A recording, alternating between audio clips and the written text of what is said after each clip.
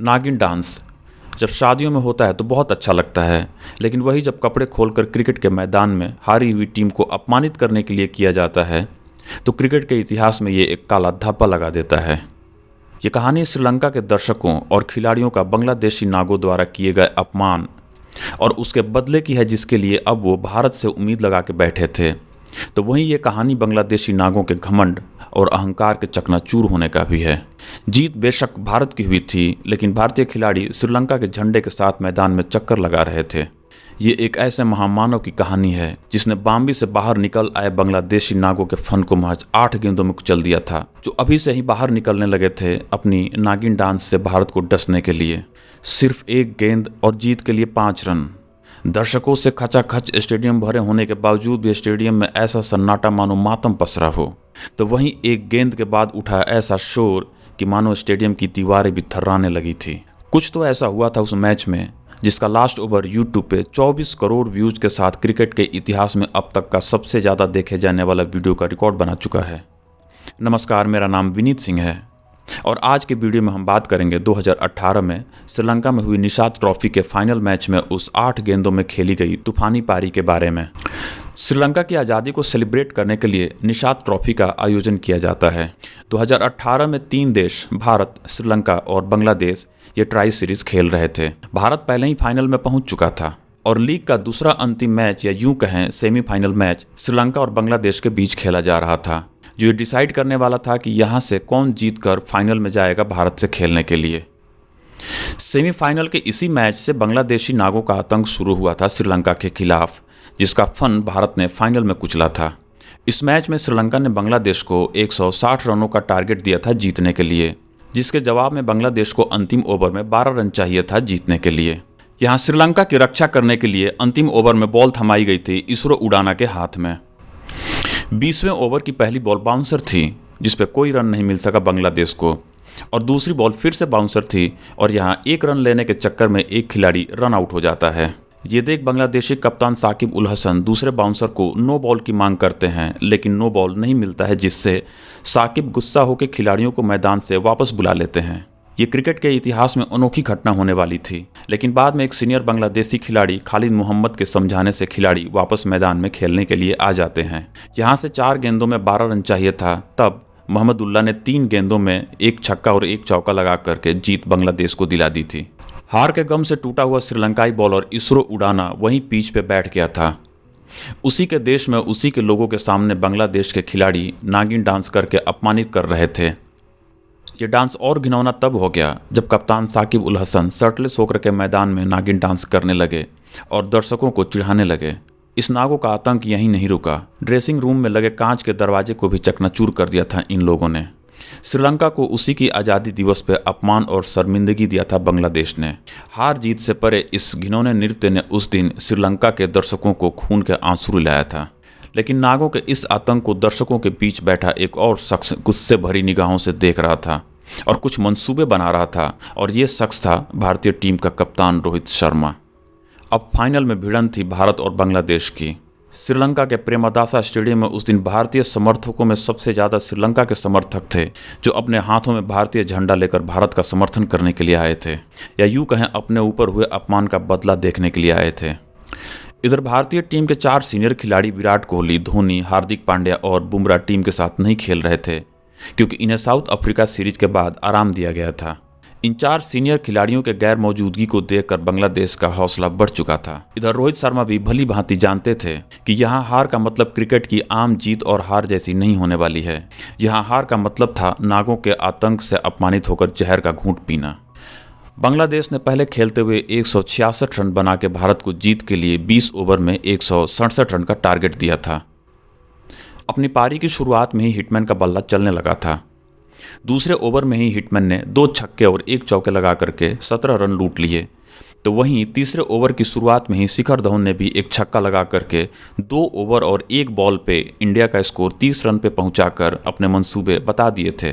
लेकिन इसी ओवर में एक झटका लगा और शिखर धवन महज 10 रन के स्कोर पे आउट हो गए। और दूसरा झटका भी जल्दी ही लगा जब सुरेश रैना को 0 रन पर रुबेल हुसैन ने आउट कर दिया था। यहाँ से इंडिया की लड़खड़ाती हुई पारी को फिर से रोहित शर्मा और केएल राहुल ने संभाला रोहित शर्मा पे इन नागों के जहर का कुछ असर नहीं हो रहा था उस दिन, और हिटमैन इनके फनों पे पैर रखते हुए आगे बढ़ते चले जा रहे थे और उन्होंने ऐसे ही अपना 50 भी पूरा कर लिया।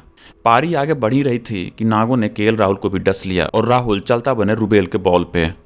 फिर आते हैं मनीष पांडे। यहाँ पारी को धीमा होते देख हिटमैन छक्का मारने के चक्कर में कैच थमा बैठते हैं और 56 रन बना करके आउट हो जाते हैं। रोहित को आउट कर नजलूम इस्लाम उनके सामने ही पिच पे नागिन डांस करके चिढ़ाने लगा। वो गुस्से भरी आंखों से पिच पे बैठ करके सिर्फ देखते रहे।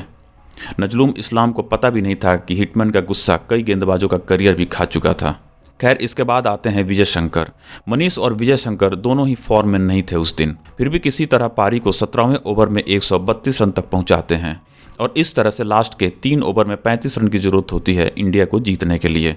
यहीं से क्लाइमैक्स स्टार्ट होता है पूरी सीरीज का। 18 बॉल और 35 रन, और 18वें ओवर में बॉलिंग की कमान साकिब उल हसन ने अपने सबसे धुरंधर बॉलर मुस्तफिजुर रहमान को दिया था।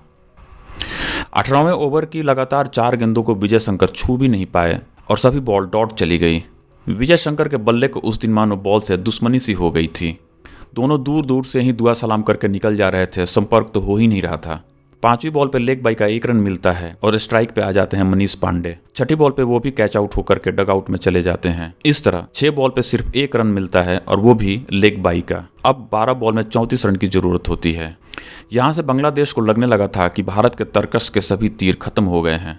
अब जो बचे हुए हैं वो खोटे सिक्के ही हैं, इनसे कुछ नहीं होने वाला है। मैदान से लेकर स्टेडियम के अंदर दर्शकों में बैठे सभी नाग अब फन निकाल करके नाचने लगे थे। अपमान का जहर डसने के लिए ये इतने बेताब थे कि इनसे 12 गेंदों का भी इंतजार नहीं हो रहा था।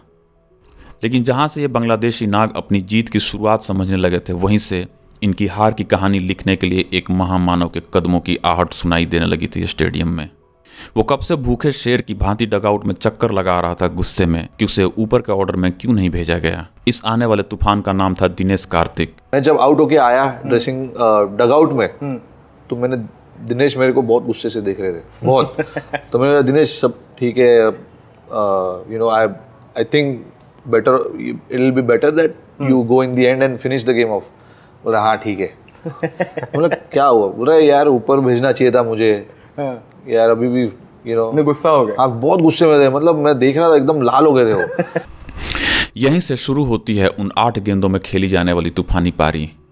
दोस्तों, अगर ये वीडियो आपको अच्छी लग रही है तो इसे लाइक्स और कमेंट जरूर करें ताकि ऐसी और वीडियो बनाने के लिए मुझे मोटिवेशन मिलता रहे। यहाँ से 12 बॉल में 34 रन चाहिए थे और स्ट्राइक पे नए बल्लेबाज दिनेश कार्तिक थे जो अभी अभी आए थे। ऐसे में बांग्लादेशी कप्तान साकिब उल हसन ने अपने तरकस के सबसे बेहतर गेंदबाज के हाथ में गेंद थमाई, रुबेल हुसैन, जो 3 ओवर में महज 13 रन दे करके 2 विकेट ले चुके थे अब तक। रुबेल की पहली गेंद होती है और दिनेश कार्तिक ने डीप मिड विकेट की तरफ से एक जोरदार छक्का लगा दिया। मैदान में एक शोर सा उठा। जो भारतीय समर्थक जीत की उम्मीद छोड़ने लगे थे, उनको एक आशा की किरण नजर आने लगी। रुबेल की दूसरी गेंद पे फिर कार्तिक ने चौका लगा दिया। हर एक गेंद और हर एक दिनेश के शॉट पे शोर बढ़ता जा रहा था। रुबेल की तीसरी गेंद पे भी कार्तिक ने फिर छक्का लगा दिया और इस 3 गेंदों पे हुई पिटाई ने ही बांग्लादेश की कमर तोड़ दी थी। बांग्लादेशी नाग इकट्ठे होकर सोचने लगे कि ये कौन सा नया सपेरा बीन लेकर के आ गया। वहीं अभी से ही स्टेडियम में दर्शकों का नागिन डांस स्टार्ट होने लगा था, लेकिन अब श्रीलंका के दर्शक नाचने लगे थे खुशी से। उनको अपने अपमान का बदला लेने वाला एक मसीहा नजर आने लगा था। रुबेल की चौथी बॉल खाली चली जाती है और इस पर कोई रन नहीं बनता है। फिर 5वीं बॉल पे कार्तिक 2 रन लेते हैं और 6ठी बॉल पे फिर चौका लगा के कुल 22 रन बटोर लेते हैं बांग्लादेश के इस तुरूप के इक्के के एक ही ओवर में। अब 6 गेंद में 12 रन चाहिए था और स्ट्राइक पे थे विजय शंकर, जिनका बल्ला आज खामोश रहा था। वहीं दूसरी तरफ कार्तिक महज 6 गेंद में 22 रन बनाकर अपने स्ट्राइक के लिए बेचैनी से इंतजार कर रहे थे। लास्ट ओवर करने आए थे सौम्य सरकार, जिनकी पहली गेंद ही वाइड गई। अब 6 गेंदों में 11 रन चाहिए थे। सौम्य सरकार ने फिर से गेंद फेंकी और वही पुराना किस्सा, विजय शंकर छू भी नहीं पाए। अब 5 बॉल और 11 रन। विजय शंकर लाचारी से आसमान की तरफ देखते हैं। उनको भी अपनी लाचारी का एहसास होने लगा था। वहीं स्टेडियम के दर्शक भी खामोश होने लगे थे। अगली बॉल पे विजय शंकर सिंगर लेते हैं और अब स्ट्राइक आ जाती है दिनेश कार्तिक के पास। अब 10 रन था 4 गेंदों में। कार्तिक को स्ट्राइक पे देख करके फिर से दर्शकों में एक शोर सा उठता है, लेकिन तभी तीसरी गेंद पे भी कार्तिक को सिंगल ही मिलता है और अब 9 रन चाहिए थे 3 बॉल में। स्ट्राइक पे फिर से वही विजय शंकर। बांग्लादेशी इस मौके को छोड़ना नहीं चाहते थे। जब थर्ड मैन ड्रिंक लेकर के मैदान में आया था तो सुनील गावस्कर नाराज भी हुए थे और कमेंट्री में कहते हुए सुने गए कि ये बांग्लादेशी खिलाड़ियों की साजिश हो सकती है मोमेंट को ब्रेक करने के लिए। लेकिन चौथी बॉल पे इस बार विजय शंकर का बल्ला चल गया और उन्होंने एक चौका लगा दिया। अब 2 गेंद में 5 रन चाहिए थे। मैदान पे सौम्य सरकार तो डगआउट में बैठे बांग्लादेशी खिलाड़ियों के हाथ सिर पे जा चुके थे कि तभी 5वीं गेंद पर विजय शंकर का एक असंभव सा दिखने वाला कैच हो जाता है और ये आउट होकर डगआउट में चले जाते हैं। लेकिन तब तक दिनेश कार्तिक दौड़कर स्ट्राइक वाले पोजीशन पे आ चुके थे। उस समय अभी वाला कोई नियम नहीं था। अब चाहिए था 1 बॉल पे 5 रन जीत के लिए। स्टेडियम में ऐसा सन्नाटा मानो मातम सा फैल गया हो। कहीं के खिलाड़ी सिर पे हाथ रखकर बैठ गए थे तो कहीं खिलाड़ियों की बेचैनी से चहलकदमी बता रही थी कि इस आने वाले 1 बॉल में क्या तूफान आने वाला है। बतौर रोहित शर्मा इस बॉल से पहले वो उठ के ड्रेसिंग रूम में चले गए थे। फिर लास्ट बॉल में 5 रन चाहिए थे। काफी नर्वस थे सब लोग ड्रेसिंग रूम में कि क्या होगा। तो मैं भी नर्वस था। मैं पैड उतार के अंदर चला गया। मैं देख भी नहीं रहा था लास्ट बॉल। अगर बांग्लादेश जीत जाती तो नाकों के आतंक का नंगा नाच होने वाला था। ये दिनेश कार्तिक भी अच्छी तरह से जानते थे। लास्ट बॉल समय सरकार ने एक फुलर लेंथ का वाइड यॉर्कर डाला जिसपे दिनेश कार्तिक ने लगभग स्ट्रेच होते हुए पॉइंट की तरफ स्लाइस करते हुए जोरदार छक्का जड़ दिया। इंडिया जीत गई थी। एक ऐसा शोर उठा स्टेडियम में मानो जलजला आ गया हो। बांग्लादेशी नागों का फन जमीन पे गिरा पड़ा था। स्टंप माइक पे सौम्य सरकार के रोने की आवाज़ साफ सुनाई दे रही थी तो वहीं कैमरे पे श्रीलंका के समर्थकों का नागिन डांस दिखाई दे रहा था। सांपों को उनकी बाम्बी में ऐसा डाल दिया गया था कि दोबारा अब वो किसी को डसने के लायक नहीं रहे। लेकिन एक और काम अभी बाकी था। श्रीलंकाई दर्शकों को जो अपमान दिया था इन सपोलों ने उस पर मरहम लगाने का। और फिर जो हुआ वो क्रिकेट के इतिहास में इससे पहले कभी नहीं देखा गया था। टीम इंडिया मैच जीती थी लेकिन खिलाड़ियों ने श्रीलंका का झंडा हाथ में लेके मैदान के चक्कर लगाने शुरू किए मानो जीत श्रीलंका की हुई हो। उन्हीं नागों के सामने श्रीलंका का झंडा मैदान में घूम रहा था जिनके पैरों में भारतीय खिलाड़ियों ने बेड़ियां बांध दी थी। और ये हुआ था दिनेश कार्तिक के द्वारा महज 8 गेंदों में खेली गई उस 29 रनों की तूफानी पारी से। मिलते हैं अगले किसी कहानी में। तब तक आप लोग इस वीडियो को लाइक और शेयर जरूर कर दें।